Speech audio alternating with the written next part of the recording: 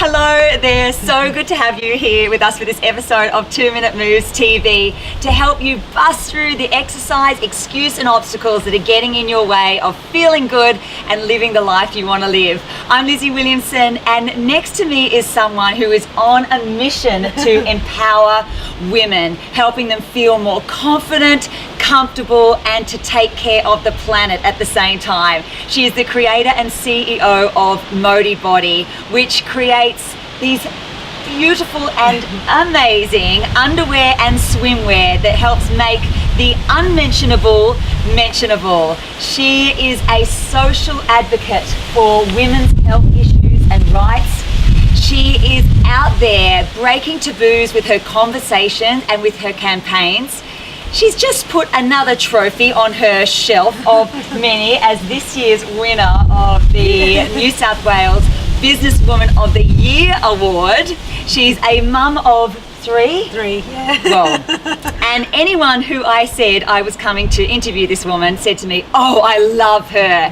Kristy Chong, thank you for having me over. Thank you. Oh, well, I tell you what, you have got a solution to something that a lot of us shy away from talking about. It can feel a bit hard, and yet it's something that can really get in our way of being active. And in all your amazing Modibodi campaigns and Instagram feeds, which are my favourite, you call it, there's 3 P's, isn't there? Yes, there's, right, there's, what are they? They're for period, P and perspiration. Okay. And actually we have a 4th now, pregnancy. Oh, so, nice. Yes, yeah. Well, I can tick 3 of those boxes.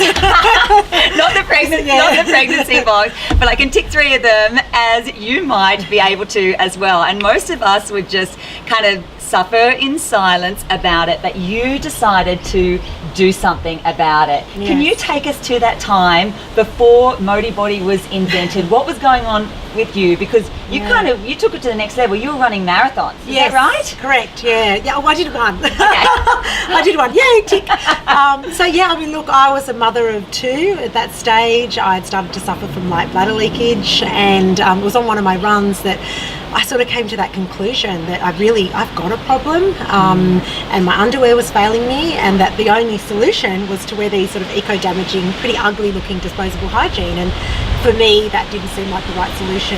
So it was a simple idea, issue that I had, a big issue that I had that led to the idea behind Modibodi. So, yeah. Did you talk to anyone about it? I did. Yeah. I mean, initially, I did some research with family and friends, and then I made it a little bit wider than that. But the reaction I got at the start was that, I'm going to create this new brand of underwear that, can act like disposable hygiene as well, but be fashionable and comfortable and more sustainable than disposable hygiene. And the reaction I got was either, how would that work? Could that work?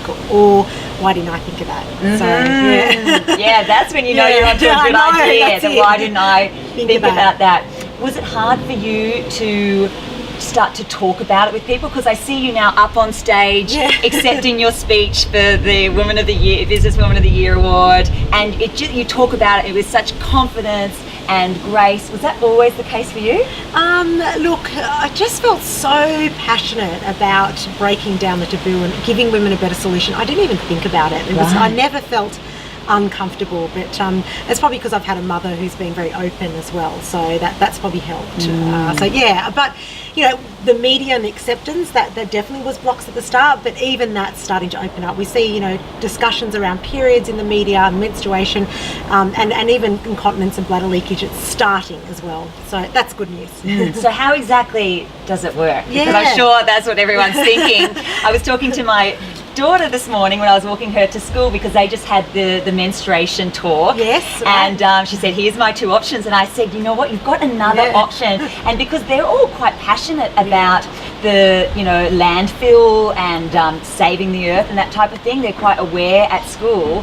And so she was really excited to hear that was an option for her, other than because she wanted to wear pads, but that's landfill, which they're very concerned about. That's really good. And we actually are part of a sustainable period project in which we're sending out kits, all of us sort of sustainable brands, to schools to start them understanding that there's other options to disposables. And we've also helped to change the syllabus as well, so that the discussion is becoming broader. So maybe not yet your daughter, but it will happen. Love that. Yeah. Oh, we're up in the northern beaches. You're all right. We're out in the sticks. We haven't got it yet. You will.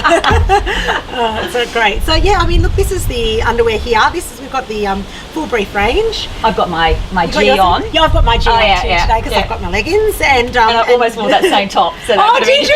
Oh, I've actually got it in my bag. I love it. It's so funny. That is very funny. And this is our high-waist bikini. So that's just two of our styles from the central range. But yeah, Lizzie, they basically work by, they wick moisture through from the top layer to an really absorbent middle layer, and there's a sort of waterproof film that prevents them going through to your clothes. But the whole garment is antimicrobial, so it rids any odour or bacteria, and they can hold anywhere from the light, which holds about 10 mils, up to 20 mils for our heavy. So a tampon holds about 5 to 10 mils, right. So it's fine to get you through sort of that 8 hours of the day. So yeah, that's how they work. Wow. Simple. And then you throw them in the wash and you hang them to dry. So very easy. So simple. It can't have been a simple process, like to get from where you were there running your marathon to standing up on stage this year accepting that award.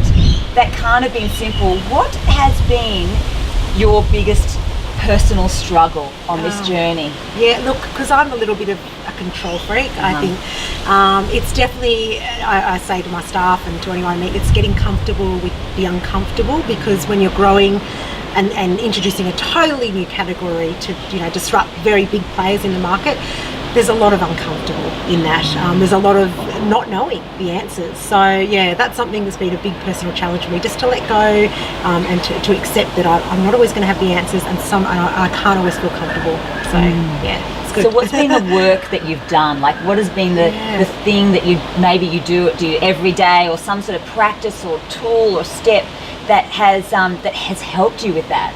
I think that's really, I mean, for me, I suppose it's about pre-planning, and that helps. So when I'm feeling really uncomfortable, I put it down on paper or onto a spreadsheet, and I just really understand, is this true a comfort? Is this true uncomfortable? Or is this just me, getting into my own head and worrying for no reason? So that really helps, just to see it on paper and to really break it down into small parts. So the planning of it. The planning and just seeing it, because sometimes I think stress is artificial. We make it ourselves because we're holding it all in here instead of actually having it somewhere, and planning it as well. So yeah. Have you always been a planner, or is that something you've learnt to do? No, I'm a planner. Yeah. That's just in you. That's in me, yeah, that definitely is. Because I really love hearing these amazing words of wisdom from people like you, living these big full lives, get comfortable with the uncomfortable. And we hear that, we go, yes, that's what I want to do. But it's really nice to kind of, I guess, scrape it back a bit and go, but how do you actually do that? Because you might be watching and think, yes, I want to be like that. And so it's nice to kind of know that process. So it's the planning. Do you do mindset work? Oh look, I should do more of that, but I think exercise plays a big part for me. So going for a run, because I'm on my own, there's no one telling me what to do, like in a class. So sometimes that really helps, but also like the balance of doing class exercise as well, where I have to just follow the lead. Yes, so the mindfulness of just being really present, listening to someone else. But the runs give me the opportunities to tick through all the ideas and feel clear by the end of it. So that definitely exercise is a big part of it.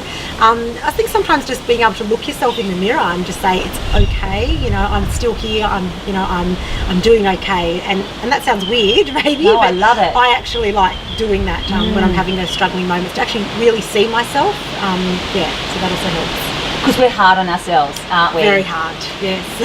And I think we're hard on ourselves the way we act. I think we're really hard on ourselves the way that we look.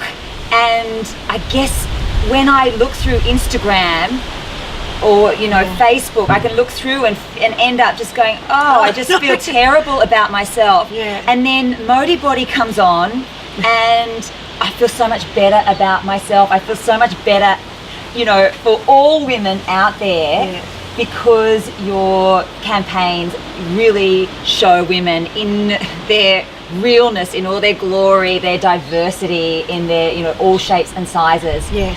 So, pretty much everyone else does what's expected of the model wearing the underwear. How did all of this come about? What was the reason behind you doing these campaigns? I mean, I'm an honest person as much as, well, I believe I'm quite an honest person. And I've worked for a lot of corporates, and I've seen the lack of transparency and the lack of honesty, and I didn't want to create the same brand. I didn't want young girls or women to continually be fed this lie. And I was told, it's not going to be aspirational enough, and you're dealing with these, these icky issues. So you need to put these beautiful models, of this certain, size 6, whatever, blonde. And I just went, no, because that's lying. And I'm all about being open and breaking down taboos, so why would I do that? And I think we managed to pull it off. I think it was challenging, and I went against what everyone said, but I felt hand on my heart I was being true to myself, and what I would want if I had a daughter, I have boys, I'd want them to see as well. Yeah, that's totally what I want my girls to see. Yeah. When you go against what everyone else says, what do you have to do in those moments? Rock your ears. Really? And I don't know, I'm not really one for saying trust your instincts, because I'm not really that in touch with my instincts. I always think that I could be way more in touch.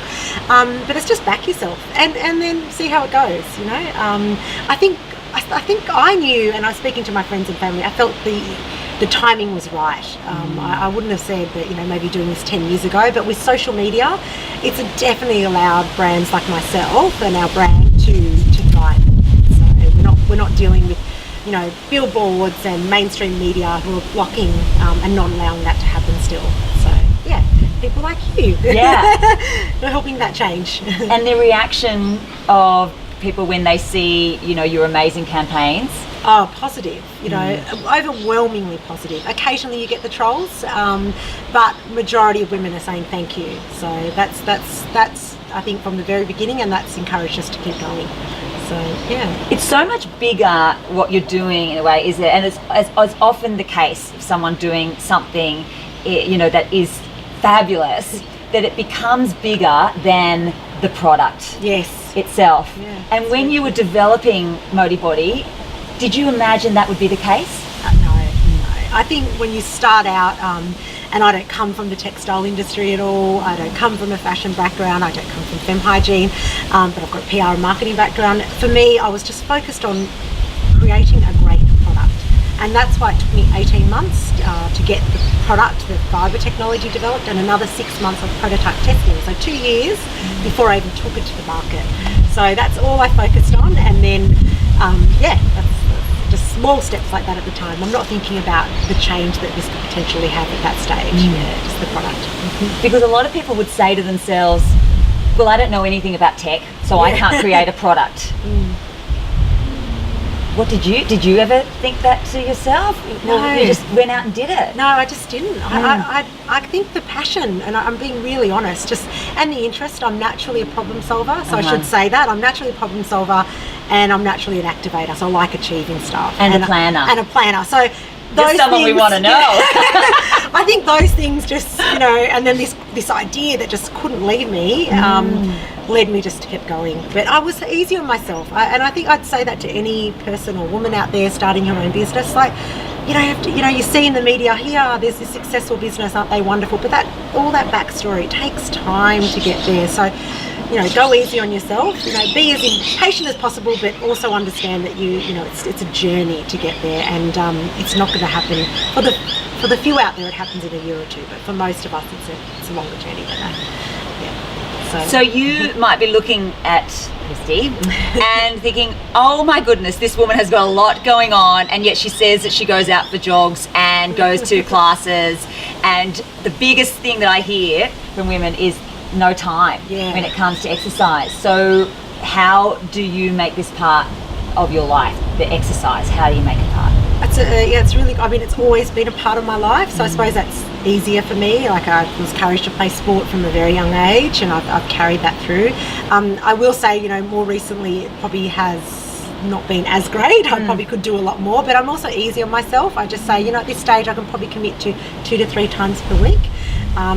But I think there's other ways, Lizzie, of doing it, and I'm conscious of those simpler ways of building exercise into your life. So whether it's, getting out and walking with the kids, when I'm around the house, just, sitting down and doing some more stretches and things like that. So I do feel there's other ways to incorporate it beyond the, I have to go for a half an hour run, or I have to go to do, my extend bar class as well. So, yeah. Because a lot of people would also say that when you're working a lot and really ambitious and going for it, when you're not doing that, you feel really guilty if you're not with your kids. Yes. Do you get any of that sort of feeling?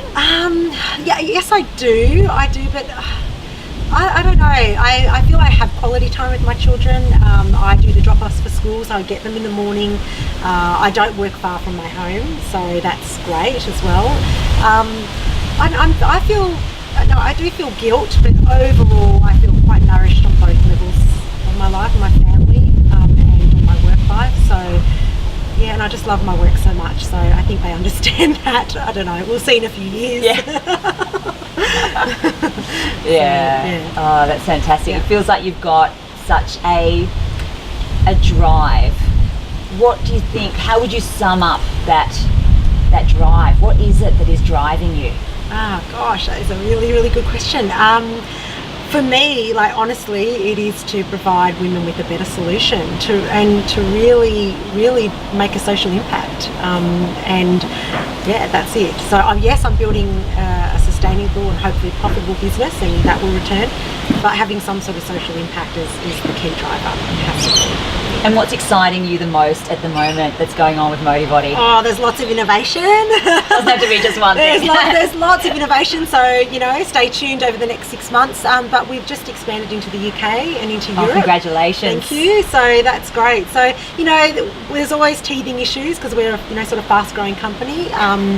But that keeps me on my toes, and I like that challenge. Yeah. So, speaking of being on your toes, you're gonna make me. We're gonna get up, and because jumping, I don't know if you do any jumping. Yeah. No, okay. Yeah. Jumping can be a bit of a challenge when you have some, leakage. You might not feel like it when you've got your period, and it is actually something that's really, really good for your bones, and our bone density decreases as we get older. So if you can get a few jumps into your day, or a little bit of impact, if your body obviously is up for it, then it is a really, really great thing to do. It's also a really good way to get some energy in. So if you're there sitting in front of your computer or just sitting down a lot, this idea of just getting up and having a bit of a cardio interval in your day can really help you with your focus, with your productivity, with your ideas and those great aha moments. If you can't get out there for